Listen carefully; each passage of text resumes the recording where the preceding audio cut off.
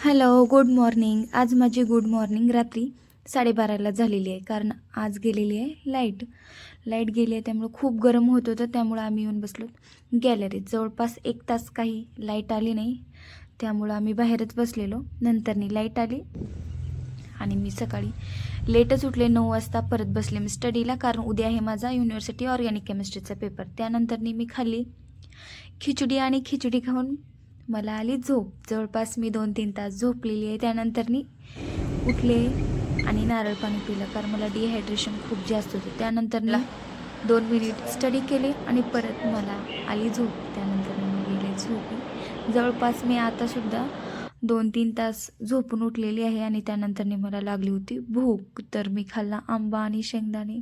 त्यानंतरनंच थोडं स्टडीचं मनावर घेतलं, बनवली कॉफी आणि घेतले नोट्स, आणि आता मी प्रॉपर स्टडी करणार आहे. तर बाय बाय.